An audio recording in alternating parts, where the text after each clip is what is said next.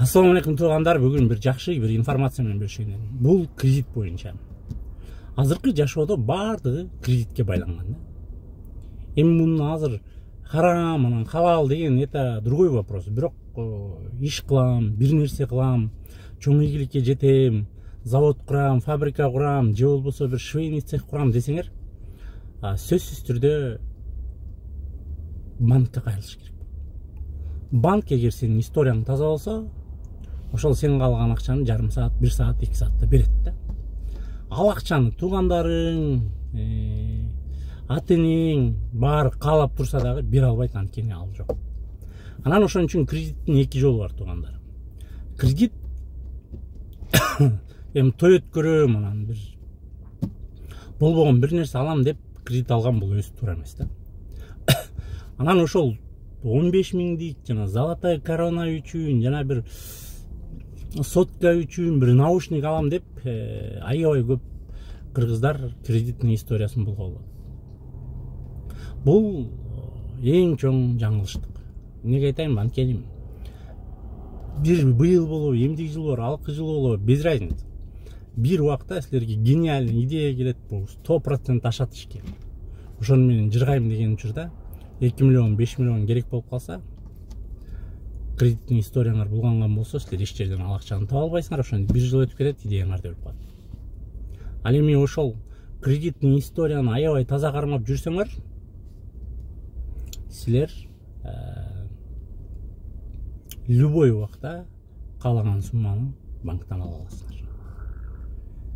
Анан ошондо ишке ашып кетсе ишиңер, болду, банктын акчасын кайра кайтарып берип коесуңар. Муну эмнеге айтып жатам? Азыр Кыргызстандагы деги эле бүт дүйнөдөгү олигарх, бай, миллионер дегенин баары эмне кылат? Жаңы проект баштаса деле, эмнеге? Кайра эле банктан кредитке акча алат. Кредитке акча болбосо торговый центр курулбайт, завод курулбайт, машинелер чыкпайт, үйлөр курулбайт. Ошол эле жана силер да где-то харам деп акчаны түбү менен чогултуп алып атпайсыңарбы? Чогултуп алып атасыңар. Процент жок, мындай алам деп алганга деле ошол үй өзү банктын акчасынан курулган болот да. То есть ошо кран лизингке алынган болот, бетономешалка лизингке алган болот, бүт оборудование лизингке алынган болот. Муну эмнеге айтайын деп аткан себеби, айтып атканын себеби бүт эле дүйнө ошонун ичинде азырчы. Хотим мы этого, не хотим да. Анан жанагы золотой корона, мобильный телефон, бир кайда бир болбогон 60, 10 миң, 5 миң үчүн кредиттеги тарыхыңарды бузбагыла. Эмнеге дегеним себеби, анткени кредит тарыхыңар бузулган болсо, эч жерден эч бир банк силерге акча бербейт. Демек эмне алат? Проекттер толтура мээдеги проекттин баары ишке ашпай калышы мүмкүн да. А эгер ошол историяңар таза болсо, каалаган банк каалаган учурда силер каалаган сумманы берет. Демек, силер каалаган алдыга койгон проект иштерди жеңил ишке ашыра аласыңар.